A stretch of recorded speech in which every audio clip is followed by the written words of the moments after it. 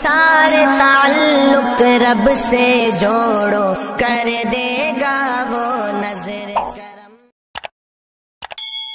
رب العالمین والصلاة والسلام على سيدنا محمد وعلى آله وصحبه أجمعين، أما بعد، فاعوذ بالله من الشيطان الرجيم، بسم الله الرحمن الرحيم۔ فأما الزبد فيذهب جفاء وأما ما ينفع الناس فيمكث في الأرض كذلك يضرب الله الأمثال۔ وقال النبي صلى الله عليه وسلم: طوبى لعبد جعله الله مفتاحا للخير ومغلاقا للشر، وويل لعبد جعله الله مفتاحا للشر ومغلاقا للخير، او كما قال عليه الصلاة والسلام۔ قرآن مجید کی سورۃ الرعد کی ایک آیت کے ایک جز کی میں نے آپ کے سامنے تلاوت کی ہے۔ اس آیت کی روشنی میں اس وقت آپ کے سامنے ایک بہت اہم فکری اور عملی موضوع کی طرف توجہ دلانا مقصود ہے۔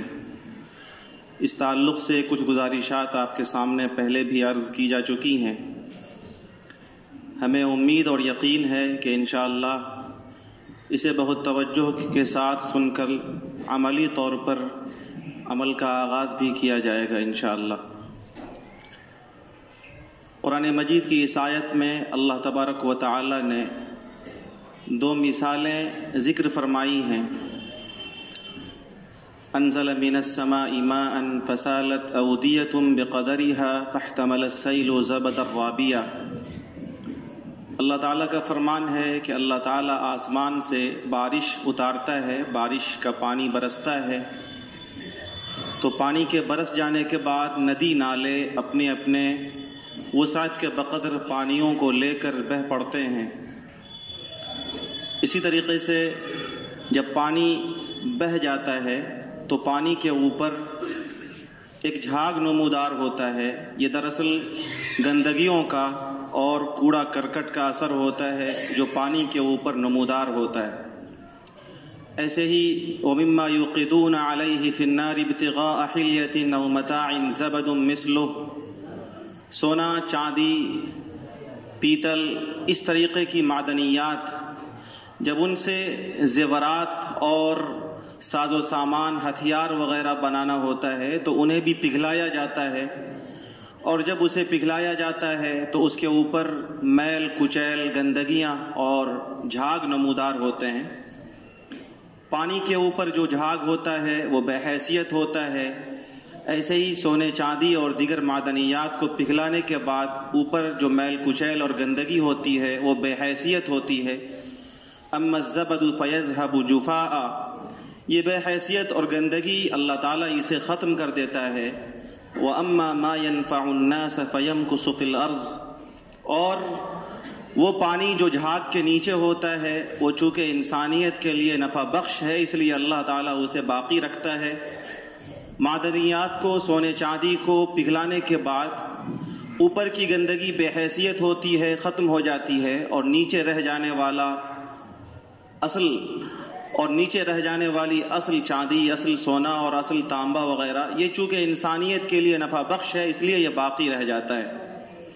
قرآن مجید میں اللہ تعالیٰ نے ان دو مثالوں کے ذکر فرمانے کے بعد یہ بات ارشاد فرمائی ہے، كَذَلِكَ يَضْرِبُ اللَّهُ الْحَقَّ وَالْبَاطِلَ۔ اللہ تعالیٰ ایسے ہی حق و باطل میں بھی ٹکراؤ کرتا ہے۔ حق و باطل میں جب ٹکراؤ ہوتا ہے، ہمیشہ ہوا ہے، ابھی بھی ہو رہا ہے، قیامت تک ہوتا رہے گا۔ حق و باطل کے ٹکراؤ کے نتیجے میں باطل تھوڑے دیر کے لیے اور تھوڑے لمحے کے لیے ایسا لگتا ہے کہ وہ چمک رہا ہے اور وہ ترقی کر رہا ہے، لیکن چونکہ باطل انسانیت کے لیے نفع بخش نہیں ہے، اس لیے باطل مٹ جاتا ہے۔ جاء الحق وزهق الباطل، اور حق چونکہ انسانیت کے لیے نفع بخش ہے، اس لیے اللہ تعالیٰ حق کو باقی رکھتا ہے۔ پیغام دراصل یہ دیا گیا کہ اللہ تعالیٰ بے حیثیت جھاگ کو مٹاتا ہے، بے حیثیت گندگی کو ختم کر دیتا ہے، اور نفع بخش سونے چاندی اور پانی کو باقی رکھتا ہے۔ ایسے ہی حق و باطل کے ٹکراؤ میں بے حیثیت باطل کو اللہ ایک وقت آتا ہے کہ مٹا دیتا ہے، اور حق اور اس کے متوالوں کو اللہ فتح و نصرت عطا کرتا ہے اور اسے باقی رکھتا ہے۔ قرآن مجید کی اس آیت کے اندر دراصل ایک بڑا جامع اور بڑا قیمتی پیغام دیا گیا ہے ہمیں، آپ کو اور دنیا انسانیت کو۔ وہ پیغام یہ ہے کہ اگر ہمیں دنیا کے اندر باقی رکھنا ہے ایک باعزت قوم کی حیثیت سے، اگر ہم اور ہماری نسلوں کو دنیا کے اندر باقی رہنا ہے ایک عزت دار قوم کی حیثیت سے، تو ہمیں ینفع الناس، انسانیت کے لیے نفع بخش بننا پڑے گا۔ جو قوم انسانیت کے لیے نفع بخش ہو اللہ تعالیٰ اسے عزت کی زندگی عطا فرماتا ہے۔ جو قوم اپنوں کے لیے، پرایوں کے لیے اور انسانیت کے لیے نفع بخش نہ ہو، وہ سمندر کے اوپر چھانے والے بے حیثیت جھاگ کی طرح، معدنیات کو پگھلا جانے کے بعد اس کے اوپر آنے والی گندگی کی طرح بے حیثیت کر دی جاتی ہے اور فنا کر دی جاتی ہے۔ اس لیے ہمیں اور آپ کو ایک قوم کی حیثیت سے خود اپنے لیے، اپنے گھر والوں کے لیے، سماج اور معاشرے کے لیے نفع بخش امت بن کر جینے کا تصور پیدا کرنا چاہیے، اور خود اپنے آپ کو انسانیت کے لیے نفع بخش بنانا چاہیے۔ میرے بزرگوں اور دوستو، دراصل اس وقت ہماری جو صلاحیتیں ہیں، ہماری جو طاقتیں ہیں، ہمارے پاس جو استعداد ہے، اس کا رخ خود اپنے فائدے کے لیے، سماج کی ترقی کے لیے اور انسانیت کے نفع کے لیے استعمال نہیں ہو رہی ہے۔ ہماری صلاحیتوں کا رخ غلط ہو گیا ہے۔ میں آپ کو ایک واقعہ سناؤں سیدنا حضرت عبداللہ ابن مسعود رضی اللہ عنہما کا۔ بڑے جلیل القدر صحابی تھے اور بڑے حاضر باش خادم تھے، اتنی زیادہ آقا صلی اللہ علیہ وسلم کی خدمت میں حاضر رہتے تھے کہ عام صحابہ کا یہ تصور تھا کہ عبداللہ ابن مسعود یہ خاندان نبوت کے چشم و چراغ ہیں اور نبوی خاندان کے ایک ممبر ہیں، اور اللہ تعالیٰ نے انہیں بڑی فقہی بصیرت اور مسائل کے اندر بڑی گہرائی اور گہرائی عطا فرمائی تھی۔ اس کے ساتھ ساتھ حضرت عبداللہ ابن مسعود رضی اللہ تعالی عنہ کو لوگوں کی اصلاح کا، معاشرے کی اصلاح کا ایک خاص جذبہ تھا۔ چنانچہ ایک بار ایسا ہوا کہ ان کا گزر ایک مجلس کے پاس سے ہوا، وہاں کچھ لوگ بیٹھے تھے اور وہ سب کے سب لوگ جھوم رہے تھے۔ ایک گویہ تھا جس کا نام زاجان کندی تھا، وہ اپنی مسحور کن آواز، اپنی جادو والی آواز، خوبصورت دلکش دلپذیر آواز سے، طرب انگیز آواز سے، اپنے گانے سے لوگوں پر ایک جادو کی سی کیفیت پیدا کیے ہوئے تھا۔ عبداللہ ابن مسعود کا جب گزر وہاں پر سے ہوا تو انہوں نے دیکھا کہ ایک گویہ گا رہا ہے اور لوگ اپنے سر دھن رہے ہیں اور اس کے گانے میں مست ہیں۔ تو حضرت عبداللہ ابن مسعود رضی اللہ تعالیٰ عنہ انہوں نے ایک جملہ ارشاد فرمایا کہ کتنی خوبصورت آواز ہے، کاش یہ آواز جو اللہ نے عطا فرمائی ہے اللہ کے خوبصورت کلام قرآن مجید کے پڑھنے میں استعمال ہوتی۔ یہ ایک جملہ تھا جو دل کے درد کے ساتھ، دل کی گہرائی کے ساتھ ایک گویہ اور اس کی مجلس کے لوگوں کے سامنے ایک صحابی رسول نے عرض کر دی اور وہ چلے گئے۔ جب حضرت عبداللہ ابن مسعود آگے بڑھ گئے تو اس گویہ زاجان کندی نے لوگوں سے پوچھا کہ یہ صاحب کون تھے؟ لوگوں نے بتایا کہ صحابی رسول سیدنا حضرت عبداللہ ابن مسعود تھے۔ انہوں نے پوچھا کہ یہ کیا کہہ کر گئے ہیں؟ لوگوں نے بتایا کہ وہ یہ کہہ کر گئے ہیں کہ یہ کتنی خوبصورت آواز ہے، اگر اس خوبصورت آواز کو قرآن مجید جو اللہ کا سب سے بہترین کلام ہے اس قرآن کی تلاوت میں استعمال کیا جاتا اور یہ خوبصورت آواز قرآن مجید کے لیے استعمال ہوتی تو کیا ہی بہتر ہوتا۔ یہ ایک جملہ تھا جو ایک صاحب دل صحابی رسول کی زبان سے نکلا تھا اور اس زاجان کندی گویے کے دل پر ایسا اثر کیا کہ فوراً رونے لگے، اور اس کے پاس گانے بجانے کی جو آلات تھے، آلات طرب تھے، اس سب کو توڑ دیا اور اپنے گلے میں رومال ڈال کر روتے ہوئے سیدنا حضرت عبداللہ بن مسعود کی خدمت میں حاضر ہوئے، توبہ کیا، استغفار کیا۔ حضرت عبداللہ ابن مسعود نے جب ان کے رونے کی حالت دیکھی، ان کا بے ساختہ گریہ دیکھا تو انہیں اپنے گلے سے لگا لیا اور عبداللہ ابن مسعود پر بھی رقت طاری ہو گئی۔ عبداللہ ابن مسعود نے فرمایا کہ یہ وہ شخص ہے جس نے اپنے توبہ سے، اپنے استغفار سے اپنے آپ کو اللہ کا محبوب اور مقرب بندہ بنا لیا، چنانچہ اس کی محبت بھی میرے دل میں راسخ ہو گئی۔ پھر یہی شخص جو گویہ تھا، جس پر ایک جملے نے اثر کیا، عبداللہ ابن مسعود کی خدمت کا حاضر باش، خادم اور شاگرد ہو گیا اور بعد میں چل کر ان سے ایک بڑا ذخیرہ علم حاصل کیا، یہاں تک کہ حدیث کی کتابیں جو علماء پڑھتے ہیں اس میں بہت ساری روایات حضرت زاجان کندی رحمہ اللہ رحمتاً واسعہ سے مروی ہے۔ میرے بزرگوں، حضرت زاجان کندی سے جو بات حضرت عبداللہ ابن مسعود نے کہی تھی اور جو جملہ ارشاد فرمایا تھا، وہ جملہ کسی خاص پس منظر میں نہیں تھا. اس جملے کو مجھے، آپ کو اور ہر شخص کو اپنی تمام حرکات، اپنے تمام اعمال کے پس منظر میں دیکھنے کی ضرورت ہے کہ ہماری صلاحیتیں کہاں لگ رہی ہیں، ہمارا وقت کہاں لگ رہا ہے، ہماری مجلسوں میں کیا ہو رہا ہے، ہماری زندگیوں کے گزارنے کا انداز کیا ہے، کیا ہماری صلاحیتوں کا رخ صحیح ہے. ہم اپنی صلاحیتوں کے رخ کو دیکھیں. عبداللہ ابن مسعود نے کہا تھا، کاش یہ آواز قرآن مجید کے لیے استعمال ہوتی اور اگلے کی دل کی دنیا بدل گئی.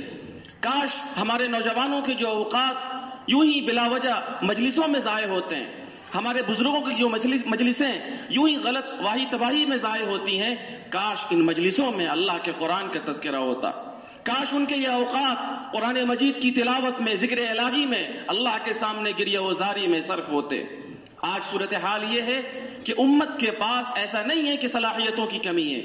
امت کے پاس صلاحیتیں بہت ہیں، ہمارے نوجوانوں کے پاس استعداد بہت ہے. یہ چمن کے ایک خوبصورت پھول کے مانند ہے. اللہ تعالیٰ نے ان کے اندر بے پناہ طاقتیں رکھی ہیں. ہر نوجوان کے اندر بے پناہ صلاحیتیں ہیں، بے پناہ خوبیاں ہیں، استعداد ہے. ضرورت اس بات کی ہے کہ ان نوجوانوں کی اور امت کے ان افراد کی صلاحیتوں کا اور ان کی استعداد کا رخ صحیح ہو جائے. آج ضرورت اس بات کی ہے کہ ہماری صلاحیتوں کا رخ صحیح ہو.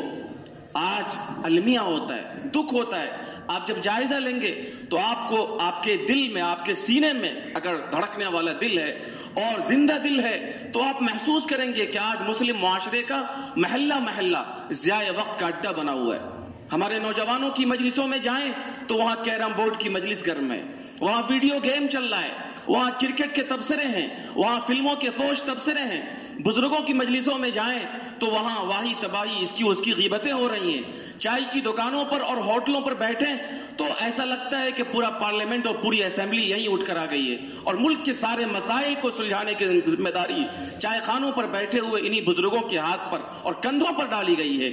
جبکہ ہماری ان صلاحیتوں کا جو استعمال ہو رہا ہے، ان کا کوئی حاصل ہمیں بھی نہیں ہونے والا، ہماری ان مجلسوں کا کوئی حاصل ہمیں نہیں ملنے والا، ہمارے نوجوانوں کے ان حرکات کا کوئی حاصل ہمیں نہیں ملنے والا. اس لیے میرے نوجوانوں اور میرے بزرگوں، ضرورت اس بات کی ہے کہ اگر ہم ایک باعزت قوم کی حیثیت سے اس ملک کے اندر جینا چاہتے ہیں تو اپنی صلاحیتوں کا صحیح استعمال کریں، اپنے استعداد کا صحیح استعمال کریں. اللہ تبارک و تعالی نے اگر ہمیں جناب محمد الرسول اللہ صلی اللہ علیہ وسلم کی امت میں پیدا کیا ہے تو ہمارے اندر صلاحیت رکھی گئی ہے، استعداد رکھا گیا ہے اس بات کا کہ ہم پوری دنیا کی قیادت کریں اور دنیا کو صحیح رخ دکھائیں. ہمارے اندر اس حیثیت سے کہ اللہ نے ہمیں قرآن جیسا نظام زندگی عطا فرمایا ہے، ایک روشن، ایک زندہ اور ایک جاوید معجزہ اللہ نے عطا فرمایا ہے، تو اللہ نے ہمارے اندر، ہماری نسلوں میں، ہمارے نوجوانوں میں یہ استعداد اور یہ صلاحیت رکھی ہے کہ یہ ملک کو پھر سے بہت کچھ دے سکتے ہیں. ضرورت اس بات کی ہے کہ ان کی صلاحیتوں کا رخ صحیح کیا جائے، ان کے اوقات کے استعمال کا رخ صحیح کیا جائے.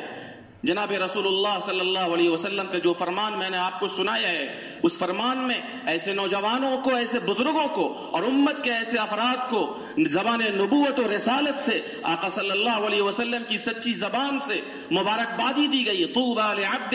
جعله الله مفتاحا للخير ومغلاقا للشر. مبارک ہو، قابل قدر ہے وہ شخص، وہ نوجوان، امت کا وہ فرد جسے اللہ نے خیر کی چابی بنائی ہے، خیر کے لیے کنجی بنایا ہے. خیر توحید کا، خیر رسالت کا، بھلائی سماج کے کسی بھی اچھے کام کا، بھلائی سماج میں کسی بھی اصلاحی کام کا، بھلائی کوئی بھی ہو، اگر کسی نوجوان اور کسی بڑے اور امت کے کسی بھی فرد کی صلاحیت اس خیر کے لیے اور معاشرے کی اس ترقی کے لیے استعمال ہو رہی ہے تو آقا فرماتے ہیں طوبہ،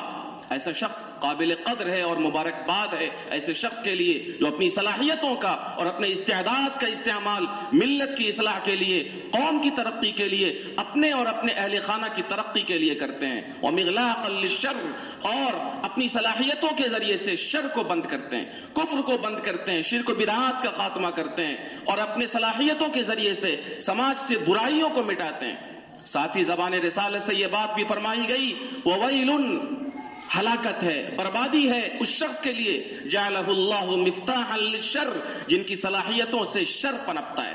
خیر کے دروازے بند ہوتے ہیں، کئی مدرسے چل رہے ہیں، کئی مسجد کا نظام چل رہا ہے، کئی مکتب کا نظام چل رہا ہے، کئی اسکول کا نظام چل رہا ہے، اس شخص کی فتنہ انگیزی سے وہ نظام بند ہو جائے، کسی شخص کی زبان کی غلط باتوں سے وہ نظام ٹھپ پڑ جائے، سماج کے اندر کوئی اصلاحی کام ہو رہا ہے، کسی شخص کی بدتینتی سے وہ کام بند ہو جائے، مفتاح للشر اور شر کا دروازہ پنپ جائے، کسی کی بات، کسی کے عمل، کسی کی حرکت، کسی کی جد و جہد اور کسی کے کسی بھی عمل سے اگر معاشرے کے اندر ہو رہے خیر کا کام پر تالا لگ جائے اور شر اور فتنہ پن پہ، اللہ کے نبی صلی اللہ علیہ وسلم نے فرمایا ویلن، ایسا شخص بدبخت ہے، بد کردار ہے اور ہلاکت ہے اس شخص کے لیے دنیا کے اندر بھی اور آخرت کے اندر بھی۔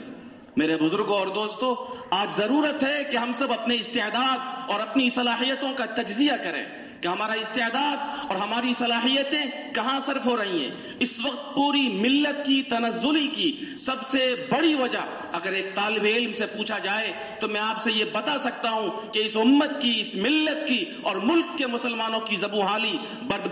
بربادی اور تنزلی، اس کی سب سے بنیادی وجہ یہ ہے کہ ہماری صلاحیتیں غلط رخ پہ لگ رہی ہیں، ہماری صلاحیتوں کا کوئی مثبت پازیٹیو استعمال نہیں ہو رہا ہے۔ ہم اس ملت کو ماننے والے ہیں، ہم اس اسلام کو مانتے ہیں جو اسلام خیر کا پیامبر بن کر آیا تھا۔ کنتم خیر امہ اخرجت للناس تأمرون بالمعروف وتنہون عن المنکر، ہم وہ امت ہیں جس کے بارے میں اللہ نے کہا تھا تمہیں بھیجا گیا ہے، اور بھیجا اس لیے گیا ہے کہ تم لوگوں کے کام آتے ہو، بھیجا اس لیے گیا ہے کہ تم سماج کو ایک صالح سماج بناتے ہو۔ تأمرون بالمعروف، تم لوگوں کو اچھائی کی دعوت دیتے ہو، تنہون عن المنکر، تم لوگوں کو ہر برائی سے روکتے ہو۔ یہ ہماری ذمہ داری بتائی گئی تھی اور ہم اس امت سے تعلق رکھتے ہیں، ہم نبی پاک صلی اللہ علیہ وسلم کے اس کلمے کو مانتے ہیں جس کلمے کے واسطے سے جو دین ہم اختیار کر رہے ہیں، جو شریعت ہم اختیار کر رہے ہیں، اس دین اور شریعت کی بنیاد ہی اس بات پر ہے کہ سماج میں ہر خیر کو فروغ دیا جائے اور سماج سے ہر منکر کو اور ہر برائی کو ختم کیا جائے۔ ایسا نہیں ہے کہ ہم یہ نہیں چاہتے کہ ہم ترقی کریں، ایسا نہیں ہے کہ امت کے افراد یہ نہیں چاہتے کہ ہمارے افراد آگے نہ بڑھیں، ایسا نہیں ہے کہ ہم بحیثیت قوم یہ نہیں چاہتے کہ ہماری قوم ترقی کرے، ہم سب چاہتے ہیں کہ ہماری قوم ترقی کرے، ہمارا خاندان آگے بڑھے، ہماری نئی نسل آگے بڑھے، ہمارے افراد ترقی کریں، ہمارے اہل خانہ آگے بڑھے، ہم خود آگے بڑھے، ہم سب چاہتے ہیں، لیکن اس کے لیے ہم قربانی نہیں دے رہے ہیں، ہم اپنے استعداد کا استعمال نہیں کر پا رہے ہیں، ہم اپنی صلاحیتوں کا استعمال نہیں کر پا رہے ہیں۔ کیا ترقی کا خواب دیکھ کر، کیا آگے بڑھنے کا خواب دیکھ کر، کیا ملک کے اندر آنے والے دنوں میں باعزت زندگی گزارنے کا خواب دیکھ کر جو لوگ قربانی نہ دیں، جو لوگ اپنے آپ کو حالات سے مقابلہ کرنے کے لیے اپنوں کو اور اپنی نسلوں کو تیار نہ کریں، کیا وہ آنے والے دنوں میں ترقی کر لیں گے؟ این خیال استو محال استو جنو، یہ ایک پاگل پن ہے، یہ ایک دیوانہ ہے کہ ہم خواب دیکھیں اس بات کا کہ آنے والے دنوں میں ملک کے نازک حالات میں باطل کا دندہ شکن اور دانت توڑ جواب ہم دیں گے اور ہماری نسلیں دین کی حفاظت کے ساتھ جئیں گی اور ہم اس کے لیے قربانی نہ دیں، ہم اس کے لیے عملی جد و جہد نہ کریں، ہم اس کے لیے خواب غفلت میں مست رہیں، یہ ممکن نہیں ہے میرے بزرگوں اور دوستوں۔ ہم جن بزرگوں کا نام لیتے ہیں، جن صحابہ کے عشق کا دم بھرتے ہیں، جن اکابر اور جن بزرگوں کے نام پر مر مٹتے ہیں، ان بزرگوں کی پوری زندگی عملی جد و جہد کا آئینہ دار ہے، انہوں نے پوری زندگی اللہ تبارک و تعالیٰ کی دین کی سربلندی کے لیے اور سماج کے اصلاح کے لیے، سوسائٹی کے ریفارمیشن کے لیے وقف کر دی ہے۔ وہ راتوں کو اللہ کے سامنے اگر روتے تھے تو دن کے 12 گھنٹے امت کی اصلاح کے لیے اور لوگوں کے لیے اپنی صلاحیتوں کو کھپانے کے لیے اپنے سارے اوقات کو قربان کرتے تھے۔ تب اللہ نے وہ دن دکھایا تھا جب دنیا کے اکثر خطے پر اسلام کا جھنڈا اور اسلام کا پھریرا لہرایا تھا۔ لیکن اس وقت جو حالات ہمارے ملک کے اندر ہے اور اس وقت جو حالات پیدا کرنے کی ہمارے کرم فرماؤں کی طرف سے کوشش ہو رہی ہے، ان نازک حالات میں ہم جاگ نہیں پا رہے ہیں، ہم اپنی صلاحیتوں کا صحیح استعمال نہیں کر پا رہے ہیں۔ میں نے اس سے پہلے بھی کبھی کہا تھا کہ کسی بھی قوم کے اندر انقلاب اور تبدیلی ایک دو دن میں نہیں آتی، بلکہ کسی بھی انقلاب کے لیے اس کی تیاری، اس کا روڈ میپ، اس کی پلاننگ 40-50 سال پہلے تیار کی جاتی ہے۔ لوگ جسے تبدیلی کہتے ہیں، لوگ جسے انقلاب کہتے ہیں، وہ انقلاب کا اثر ہوتا ہے، وہ انقلاب کا اظہار ہوتا ہے۔ اس کی تیاری، اس کی پلاننگ 40-50 سال پہلے کی جاتی ہے، تب جا کر کے انقلاب آتا ہے۔ آج سے کچھ سالوں پہلے سے ہمارے ملک کے اندر جو تیاریاں چل رہی ہیں، وہ تیاری یہ ہے کہ اس ملک کے اندر رہنے والے مسلمانوں کی جان اور اس کے مال کو تو بخش دیا جائے، لیکن اس کو دین و ایمان سے ختم کر دیا جائے، دین و ایمان سے ان کی نسلوں کا رشتہ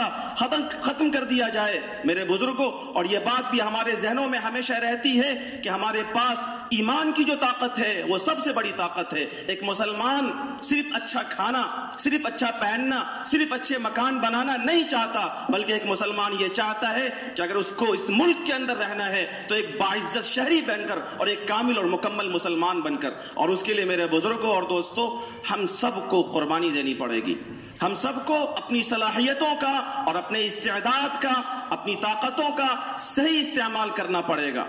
جناب رسول اللہ صلی اللہ علیہ وسلم جس معاشرے کے اندر تشریف لائے،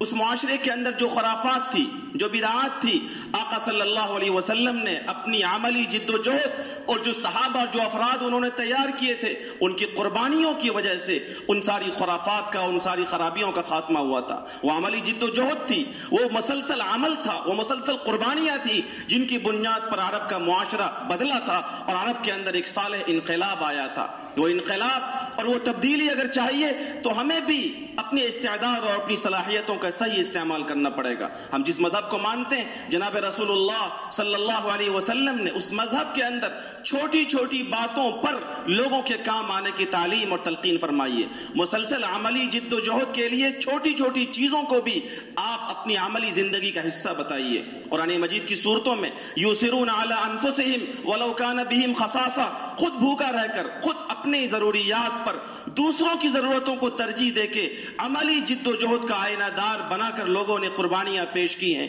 ہم حدیث پڑھتے ہیں، جناب رسول اللہ صلی اللہ علیہ وسلم نے ارشاد فرمایا، الخلق عیال اللہ فاحب الخلق الی اللہ من احسن الی عیالی۔ پوری مخلوق، پوری انسانی برادری یہ اللہ کا کنبہ ہے، اور اللہ کی نگاہ میں سب سے محبوب بندہ اللہ کا وہ ہے جو اللہ کی مخلوق کے ساتھ، انسانیت کے ساتھ کام آئے، اپنی عملی جد و جہد انسانیت کے نفع کے لیے اور انسانیت کے خیر کے لیے پیش کرے۔ آقا نے فرمایا، ارحموا من فی الارض یرحمکم من فی السماء، اے لوگو زمین والوں کے ساتھ رحم و کرم کا معاملہ کرو، اپنے عمل سے، اپنی عملی جد و جہد سے لوگوں کے لیے خیر کا اور لوگوں کے لیے نفع کا، لوگوں کے لیے آرام کا پیغامبر بنو۔ یرحمکم من فی السماء، اللہ تعالیٰ تم پر رحم فرمائے گا، اللہ تعالیٰ تم پر آخرت میں بھی اور دنیا کے اندر بھی رحم فرمائے گا۔ ہم جس مذہب سے تعلق رکھتے ہیں، اس مذہب نے عملی جد و جہد اور انسانیت کے لیے اپنے آپ کو نفع